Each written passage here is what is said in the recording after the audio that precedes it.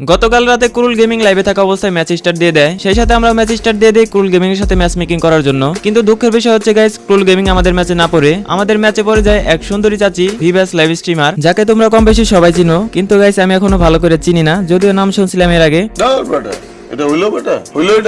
তো গাইস প্রথমে আমরা প্যাকের দিকে ল্যান্ড করি রাশ খেলার জন্য।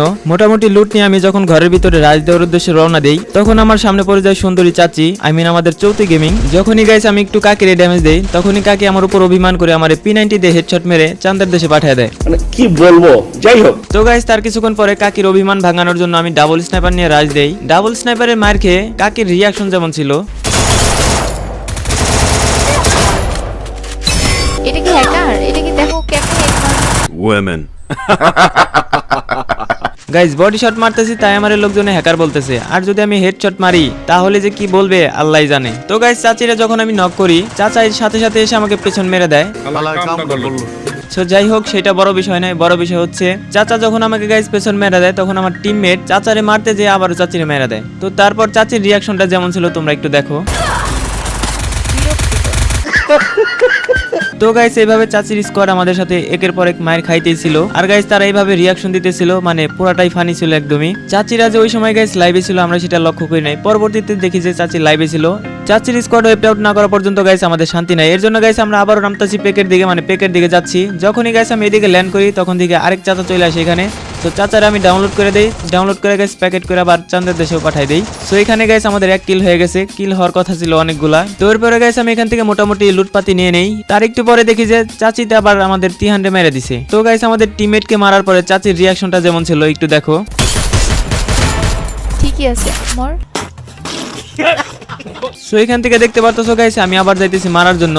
সামনে দেখি যে একটা এনিমি দৌড়াইতেছে, সো আমি মোটামুটি ড্যামেজ দেওয়ার চেষ্টা করি, কিন্তু গাইস গ্লোয়াল ফেলায় আমার কাছ থেকে বাইসে যাইতেছে। আর এদিকে আমাদের মেয়েদের ডাউন করে দিয়েছিল চাচির টিমমেট। এরপরে গাইস আমার টিমমেট বলতেছিল যে ভিতরে চৈতি গেমিং এর স্কোয়াড আছে ফুল। সো এখানে আমি পুরোপুরি রাজ দিয়ে দেই। আমাদের কাছে দেখতে পারতেছো MP5 ম্যাক্স আছে, আর এইদিকে কিন্তু গাইস আমাদের দুইজন অলরেডি মাইরা দিছে। তো আমি পুরাটাই সেফটি নিয়ে খেলতেছিলাম গাইস, আর আমার কাছে টোকেন ছিল দেখে আমি আমার টিমমেট বাকি দুজনের নামাই দিছিলাম, কারণ তাদেরকে চাঁদের দেশে পাঠাই দিছে চৈতি গেমিং এর স্কোয়াড। তো এখান থেকে যখন আমি ভাগতেছিলাম দেখতে পারতেছো আমার একটা ক্যারেক্টার মেরে দিছে, মানে আমি স্লো হয়ে গেছি। এরপরে গাইস ও রাজ দিতেছিল, মোটামুটি হেডশট মেরে আমি ডাউনলোড করে দিছি, সাথে সাথে চৈতি গেমিং স্কোয়াড গাইস আমার মাইরা দেয় আবারও। সো এইভাবে গাইস অনেকবার মারা খাইছি এবং ওদেরকে আমরা মাইরাও দিছিলাম অনেকবার। দেখতে পারতেছো গাইস আমাদের এখানে বাইচ আছে শুধুমাত্র আমাদের জুনাইদ ভাই, মানে আমাদের জোন পোষার, আর সবাই রে মোটামুটি চাঁদের দেশে পাঠাই দিছে। ম্যাচে গাইস ভিভাস পড়লে তো তোমরা দেখোই কত পরিমাণে এনিমি বাইচা আছে। এখনো দেখতে পারতেছো 32 জন এনিমি অ্যালাইভ আছে, মানে এই সময় এত পরিমাণে এনিমি অ্যালাইভ থাকে না। যদি ম্যাচে যদি ভিভাস পড়ে তাহলে প্রচুর পরিমাণে এনিমি অ্যালাইভ থাকে গাইস। তো এখানে গাইস জুনাইদ ভাই আমাদের ফ্রি ভাইব নিয়ে নেয়। ফ্রি রিভাইভ নেওয়ার পরে গাইস আমাদের কিন্তু সবাই রে আকাশ থেকে ডাউনলোড করে দেয়। তো এখানে গাইস আমরা সবাই রিভাইভ পাওয়ার পরে আবারও পেকের দিকে যাইতেছি, কারণ ওইদিকে চৈতি গেমিং এর স্কোয়াড থাকতে পারে। আর দেখতে পারতেছো যেহেতু আমাদের সুপার রিভাইভ দিছে, তার মানে রুলুট পাতির তেমন একটা দরকার নাই। যাই আমরা চাচির স্কোয়াডের সাথে ফাইট নিব, দেখা যাক চাচির স্কোয়াডে আমরা পাই কিনা, নাকি আগেই চাঁদের দেশে পাঠাই দিছে। যেহেতু গাইস আমাদের সাথে প্রচুর পরিমাণে ফাইট হইছে, অন্য অন্য স্কোয়াডের সাথেও ফাইট হইছে, তার মানে এতক্ষণ বাইচা থাকার কথাও না। আর এখন গাইস আমরা কিল করার কোনো ইয়েও দেখতেছি না। এখানে গাইস আমি নামার পরে দেখতে পারতেছো পিছন থেকে আমাকে ফায়ার করতেছে, মানে এটা চিনি না ভাই, এটা কি চৈতি গেমিং এর স্কোয়াড নাকি না, এটাও একটা বেডি। আমি ভাবছিলাম যে ভাই এটা চৈতি গেমিং, পরে গাইস আমার টিমমেটে ডাকতেছিলাম, কিন্তু গাইস এটার আমি মোটামুটি ড্যামেজ দেওয়ার পরে যখন আমি আবারও রাজ দেই, তখন গাইস পেছনের দিক থেকে গাইস আমার কে যেন আবারও মেরা দেয়। মানে এইভাবে পেছন মারা যে কত খাই ম্যাচের ভিতরে, মানে অভাব নাই।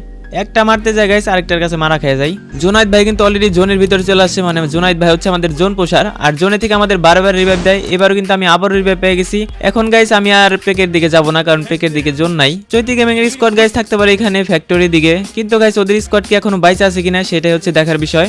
মনে হয় না গাইস এত মারামারির পর ওরা বাইচা থাকবে, কারণ যে পরিমাণে পিটানিগুলা দিছি আমরা, পিটানি যদিও খাইছি আমরা কিন্তু বেশি পরিমাণে দেওয়া হয়েছে। আমাদের এক একজন টিমমেট নাকি 2-3 বার করে মাইরা দিছিল চৈতি গেমিং রে, এটা কোনো কথা ভাই? একজন ভিভাস প্লেয়ারে এতবার করে মাইরা দেওয়া মানে তো বুঝোই। তো গাইস এরপর আমি ফ্যাক্টরির দিকে নাইমা যাই, এখানে আমি মোটামুটি একটা লুটপাতি পাওয়া যায়, দেখি সামনের দিকে আবারও ফাইট হইতেছে। তো এখানে আমি মোটামুটি একটা ড্যামেজ দিছিলাম এই চান্দুরে, কিন্তু গাইস এটা মরবে না। তার জন্য গাইস আমি পেছনের দিকে এসে পড়ি, পেছনের দিকে দেখি গাইস যে আরেকটা আমার জন্য হোল্ড করতেছে। তো এটারে মারার চেষ্টা করি আমি, কিন্তু এটা আর মারতে পারি নাই পরে। সো এটার আমি মোটামুটি ড্যামেজ দিতে যাই ভাই, আবারও মারা খেয়ে যাই। তো আমাদের জুনাইদ ভাইয়ের কাছে দেখতে পারতেছো কত টোকেন, এখনো কিন্তু 3200 টোকেন আছে, আর আমাদের বারে বারে নামাই দিতেছিল। আর পিছন থেকে গেছি স্নাইপার চালাইতেছিল দেখে আমাদের জোন পোষাটা ভয় পাইতেছিল, কারণ যে কোনো সময় কিন্তু পিসি লবিতে যে কোনো সময় যে কোনো জায়গা থেকে হেডশট মেরে দিতে পারে। তো এর জন্য আমরা বলছিলাম যে হচ্ছে ইয়ের দিকে যাওয়ার জন্য, মানে মার্স ইলেকট্রিকে যাওয়ার জন্য। তারপরে গেছে আমরা নামতেছিলাম হচ্ছে ফ্যাক্টরির দিকে, কারণ ফ্যাক্টরির দিকে সব হচ্ছে এনিমি এখানে জড়ো হয়ে গেছে, আর এইখানে সবাই ফাইট করতেছে। দেখা যাক গাইস আমরা ফ্যাক্টরি জায়গা থেকে আমরা বুয়াটা নিতে পারি কিনা। এখনো দেখতে পারতেছো 21 জন এনিমি অ্যালাইভ আছে, তার মানে বুয়া পাওয়াটা অনেক টাফ। যখনই আমি ফ্যাক্টরির উপরে নামি তখন আমার পেছন থেকে আবারও পেছন মেরে দেয় ভাই।